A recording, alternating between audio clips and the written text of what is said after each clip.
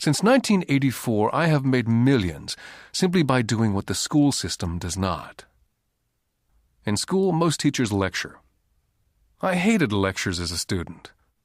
I was soon bored, and my mind would drift. In 1984, I began teaching via games and simulations. I always encouraged adult students to look at games as reflecting back to what they know and what they needed to learn. Most importantly, a game reflects back on one's behavior. It's an instant feedback system. Instead of the teacher lecturing you, the game is feeding back a personalized lecture, custom-made just for you. The friend of the woman who left later called to give me an update. She said her friend was fine and had calmed down. In her cooling-off period, she could see some relationships between the game and her life. Just like a board game, the world is always providing us with instant feedback. We could learn a lot if we tuned in more. One day, not long ago, I complained to my wife that the cleaners must have shrunk my pants.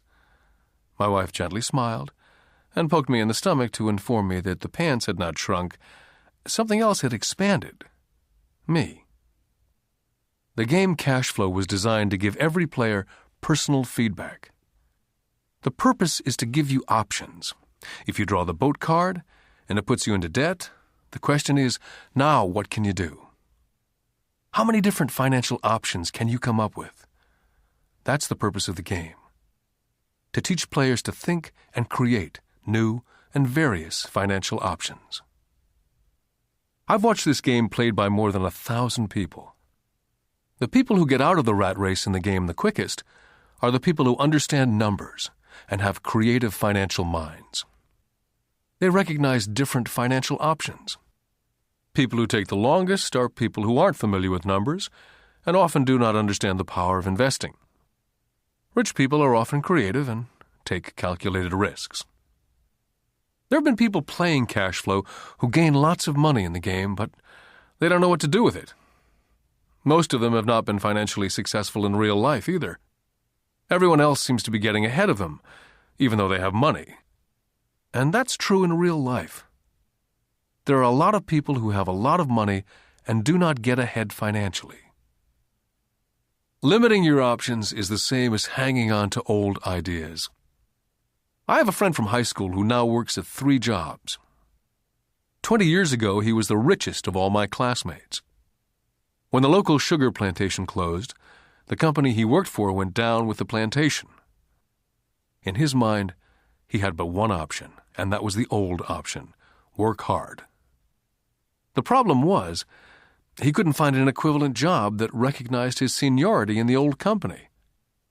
As a result, he's overqualified for the jobs he currently has, so his salary is lower. He now works 3 jobs to earn enough to survive. I've watched people playing Cash Flow complaining that the right opportunity cards are not coming their way, so they sit there. I know people who do that in real life. They wait for the right opportunity. I've watched people get the right opportunity card and then not have enough money. Then they complain they would have gotten out of the rat race if they'd had more money. So they sit there. I know people in real life who do that also.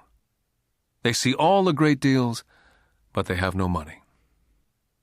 And I have people pull a great opportunity card, read it out loud, and have no idea that it's a great opportunity. They have the money, the time is right, they have the card, but they can't see the opportunity staring at them.